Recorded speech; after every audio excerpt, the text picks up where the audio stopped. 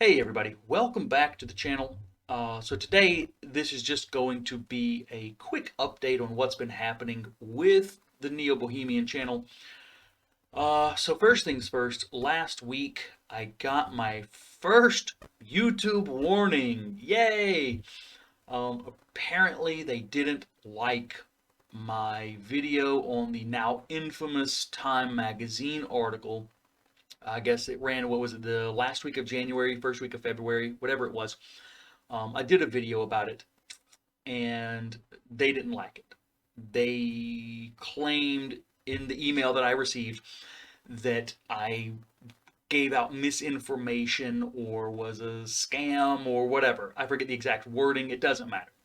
So they removed the video. Of course, I fought against it. I appealed.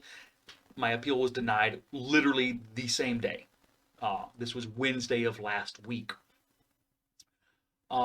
So that happened. Yay, I got my badge of honor. I've been, I've received my warning. But in no way, shape, or form did I give any false information. I told people to read the article. Um, that was what I did. I said, read this article. There's some really strange stuff in it. Someone might be misinformed, or the word choice seemed a bit odd or interesting, etc., etc. I don't want to say exactly what I said in the video because I'll get another warning. Actually, it won't be a warning. It will be a straight up knock against the head. They'll kick me off for like a week. So I'm not going to say everything I said in that video. Thanks, big brother. So that happened last week. Super fun. Oh well, whatever. Also, um, sort of an update to my video last Saturday, my Bohemian news. Apparently, there was a mistranslation.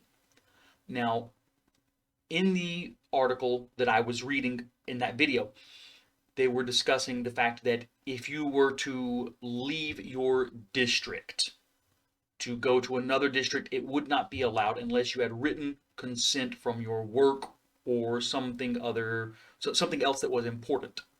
Now, I misunderstood that apparently, or there was a mistranslation. I'm not 100% sure right now, but it should not have read district, because a district, like I said in that video, could be just the city of Prague, which is broken down into over 20 districts.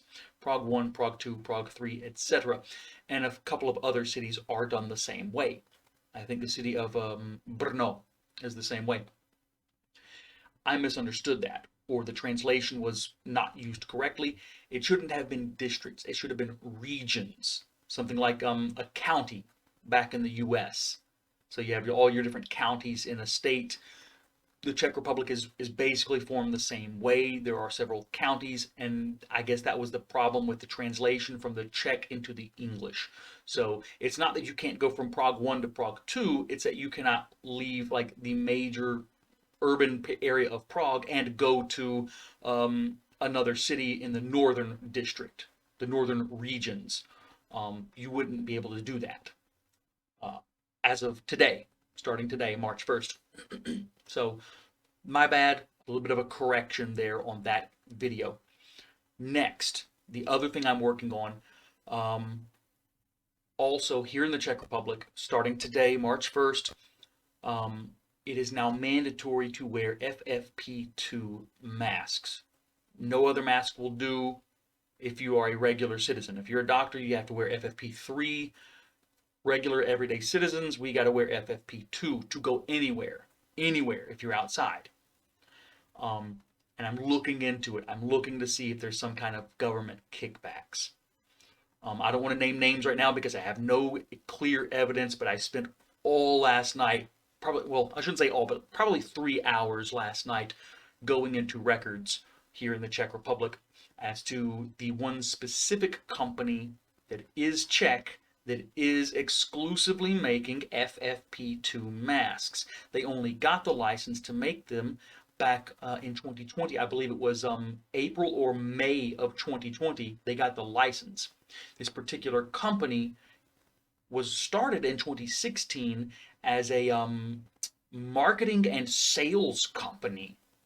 And then I believe in 2018 or 2019 they got a license to start manufacturing wristwatches. So it seemed really strange to me that this is the company, the only company I've seen so far that is exclusively a Czech manufacturing company that is making FFP2 masks. So I know the person who owns the company. I know the CEO. I don't know them directly, but I know who it is. I did my research. I am currently in contact with several contacts I know in local Czech media and journalism, hoping to dig up some information as to whether or not there are some government kickbacks. Is this company handing money over to some of the politicians that exclusively made this FFP2 mask the only allowed mask? Because here's the thing, these FFP2s, you are meant to throw them away. They are disposables. You're supposed to wear them for like 8 hours only. It says it in the instructions. You wear them for 8 hours and then you throw them away. Each box has like 10 of them. You get 10 in one box and you got to throw those away. So I'm really looking into this. I'm hoping to find something. Wish me luck. This could be a big break. I don't know if there's something going on. This could be the big thing that really makes this channel blow up, at least over here in the Czech Republic. If I can find some information with my contacts, we might have a real story here. You know, I never thought I was going to be a journalist, but I mean, hey, someone's got to bring the darkness into the light, right? The other project I'm working on here on this channel, I noticed there is a really bit of quite interesting information, interesting news going on in the United States a couple of weeks ago. I didn't see this until over the previous weekend, but I believe it is Ayanna Presley. If I remember correctly, she is a representative from the 7th or 8th district in Boston, Massachusetts.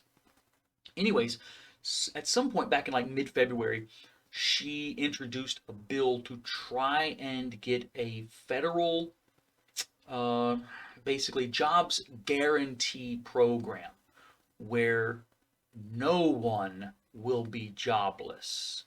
Unemployment will be a thing of the past. Now, if you don't know, that's literally a tenet of socialism. And fascism, actually. Funny enough. They don't want anyone being a parasite to the system and not working to earn their bread. Now, I do have my own feelings on that. I can understand the idea where it comes from. Okay, everyone should have a job. Fine. Cool. I can agree with that.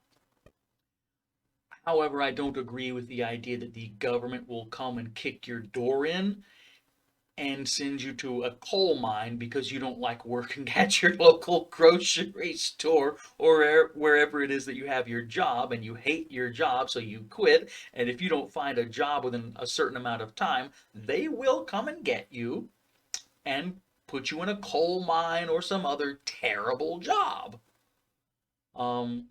How do I know this? You're thinking, oh, that's hyperbole. You're exaggerating.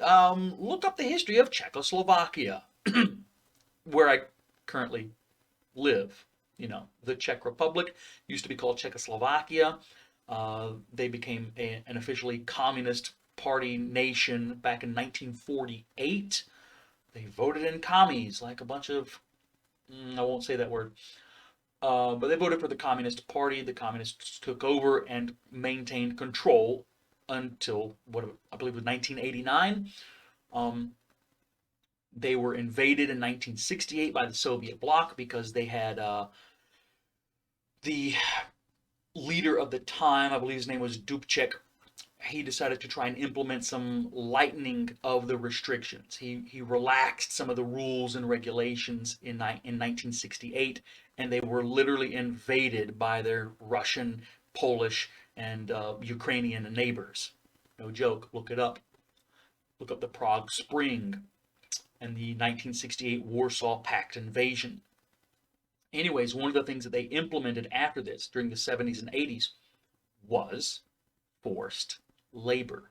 Everyone had to have a job. Doesn't matter if you liked it or not. You didn't like your job? Tough shit.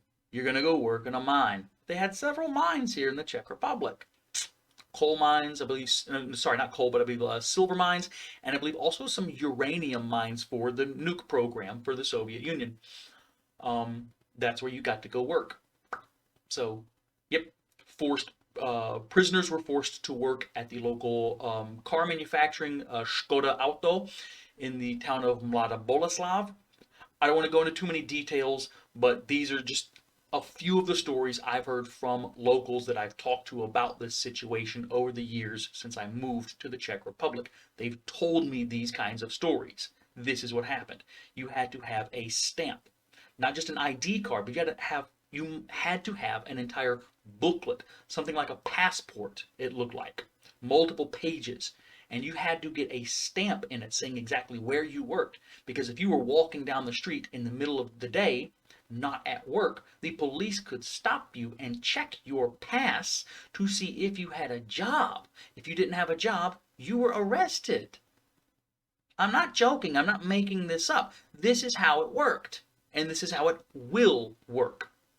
I will be going into much greater detail once I collect a lot more information and a lot more evidence.